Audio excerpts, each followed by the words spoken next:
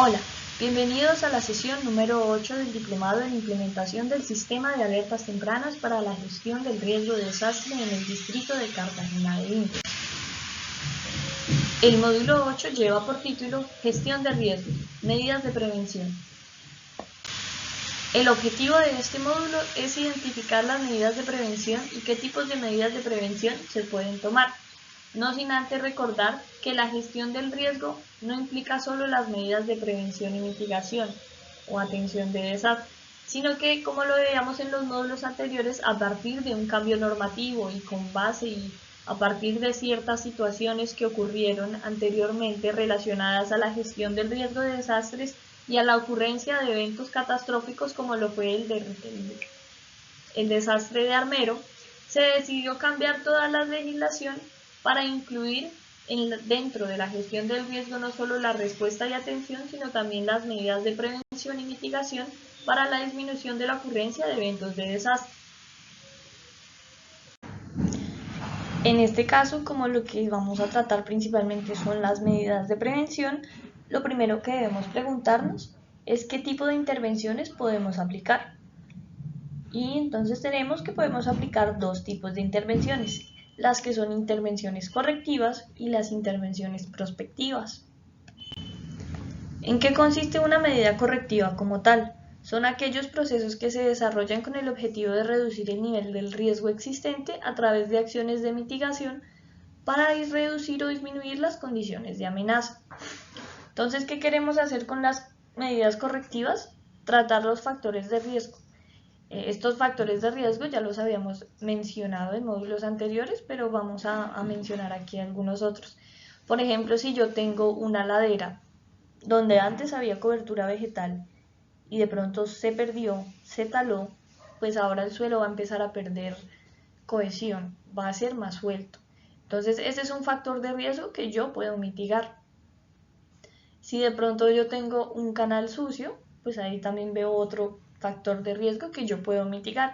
Hacia allí voy a enfocar mis medidas correctivas.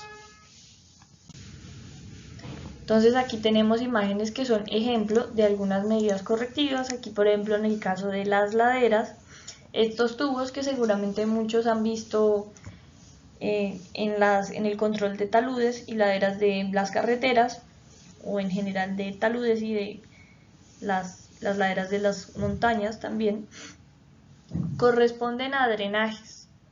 ¿Qué pasa? Que se les aplica una capa de concreto ligero en la parte superior para que no sean arrastrados los sedimentos a través de la lluvia con tanta facilidad y también para disminuir los efectos de la erosión fluvial.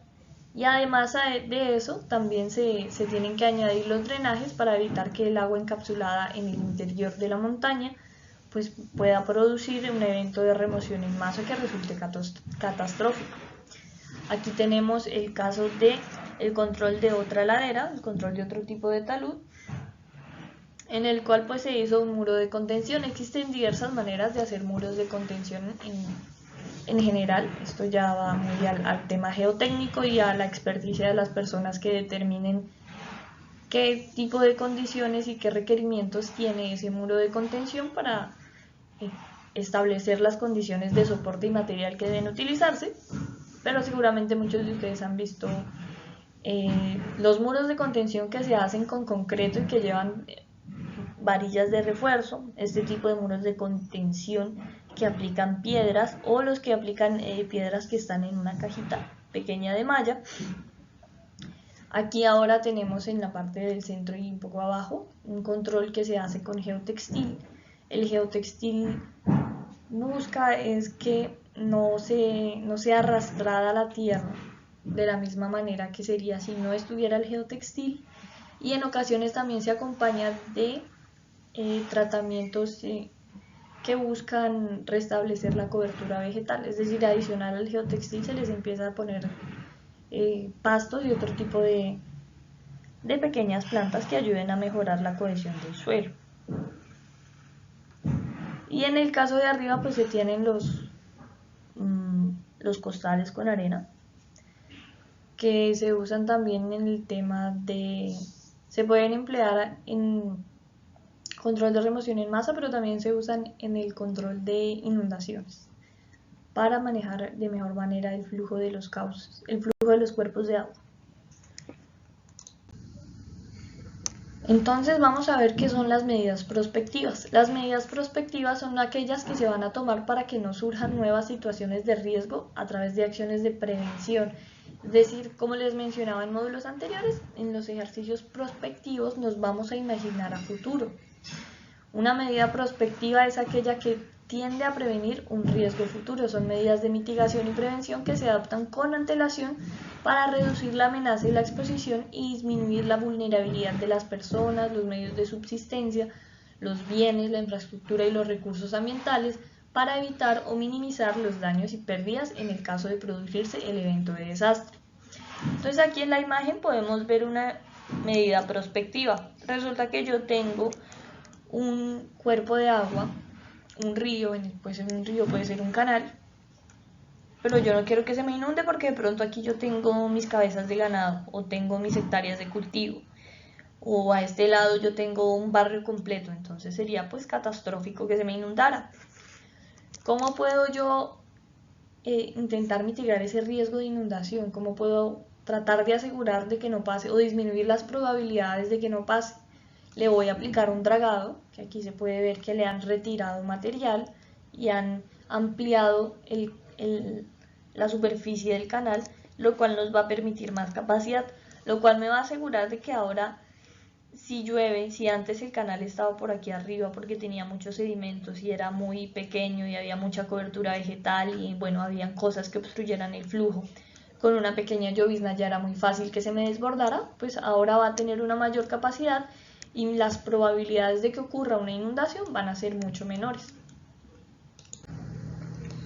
¿Qué criterios son importantes para las medidas prospectivas? Primero debemos conocer cuáles son los condicionamientos de uso y ocupación. También debemos verificar las restricciones, identificar la reglamentación que condiciona, restringe o prohíbe la ocupación permanente de áreas expuestas y propensas a eventos y definir las medidas de reducción del riesgo. Esto está muy ligado con la gestión del riesgo en la planificación urbana. Por ejemplo, no deberían permitirse los asentamientos para uso residencial, valga la redundancia ahí. No deberían permitirse los asentamientos en las zonas que ya están declaradas como protección. Ejemplo de esto es el barrio de Reino de Pambelé en Bayunca, que dentro del Plan de Ordenamiento Territorial vigente está declarado como un área de protección de arroyo. Y bueno, pues también lo podemos observar en el Cerro de Albornoz, que también está estipulado como un área de protección y como un área de... no, como un área de protección no. Está estipulado como un área que ya tiene riesgos. El que está estipulado como un área de protección es el Cerro de la Popa y también vemos que allí hay asentamientos que se están exponiendo al riesgo. Entonces, pues es importante que se tomen medidas, número uno, en que no se permita la ocupación de esos lugares.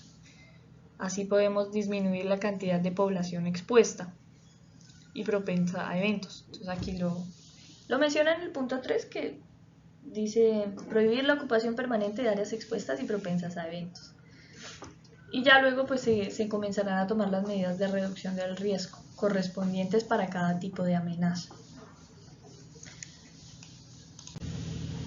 El tema del uso del suelo es algo muy importante porque no, como lo mencionaba anteriormente, los asentamientos no se pueden construir en cualquier zona, ni los asentamientos, ni los establecimientos comerciales, ni turísticos, ni las industrias. Entonces yo no puedo decir que voy a construir un edificio en donde yo quiera, si lo voy a meter allá en un área de manglar, porque el uso del suelo no me lo va a permitir, porque va a estar determinado quizás como un área de protección. Tampoco puedo decir que yo quiero construir el super complejo turístico o un edificio de, digamos, de este nivel en una montaña que ya está clasificada con un nivel de riesgo alto por remoción en masa y que yo sé que la capacidad de carga de los suelos de esa montaña no me va a dar. Igualmente si se consiguen, tampoco se pueden conseguir permisos o ocupar el suelo para construir grandes obras como el caso de las presas, conociendo que además traen un gran impacto. Todo esto debe estar aprobado y siempre como muy en conexión con lo que está estipulado en el plan de ordenamiento territorial, en el modelo de uso del suelo y teniendo siempre en cuenta las zonas de riesgo que ya están estipuladas. ¿Cuáles son las medidas preventivas para las inundaciones? Aquí tenemos nombradas algunas que son la limpieza de los canales y los caños, el dragado de los ríos, el mantenimiento y limpieza de la red de alcantarillado, la vigilancia de las motobombas y el equipo encargado de el bombeo de las aguas en las zonas que son muy bajas o muy planas, la restricción de los asentamientos en cercanías a los cuerpos de agua. ¿Por qué? Porque los cuerpos de agua, por normativa, deben tener una ronda hídrica. Es normal y es parte del ciclo hidrológico que en temporada de lluvias esos cuerpos de agua crezcan y en temporada seca baje, pero aún así van a seguir teniendo su llanura de inundación. Son procesos, podríamos llamarlos cíclicos.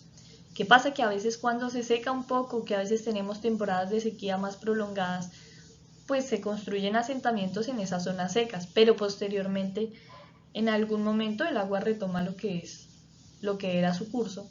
Dicen por ahí, la naturaleza siempre reclama lo suyo y va a volver a inundar esas zonas que antes inundaba, pero lo que pasa es que ahora tenemos construcciones allí.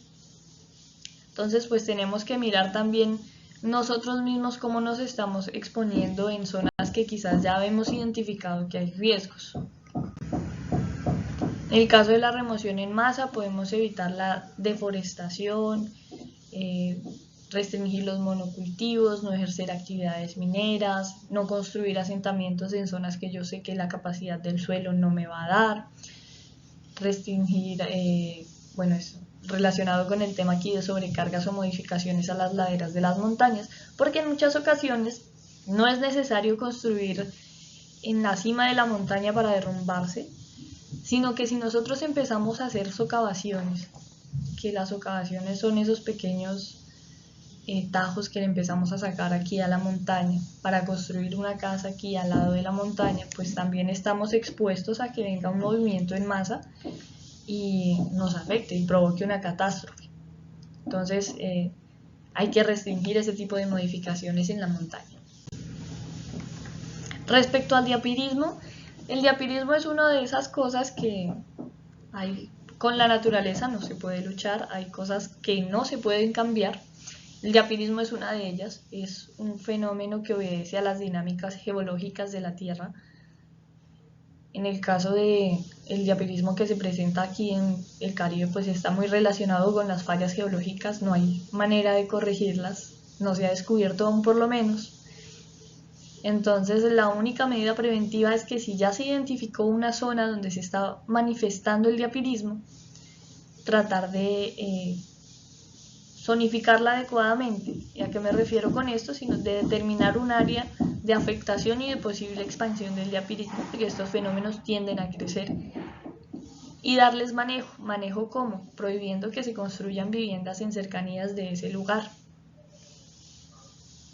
Entonces aquí, por ejemplo, en el lado derecho, este es una toma de un dron del volcán del Rodeo. El día de la visita de campo, este volcán pues ya tiene su historia. El día de la visita de campo a unos 100 metros más o menos por aquí, ya había un asentamiento ahí, ya había una familia ahí, entonces nos estamos exponiendo.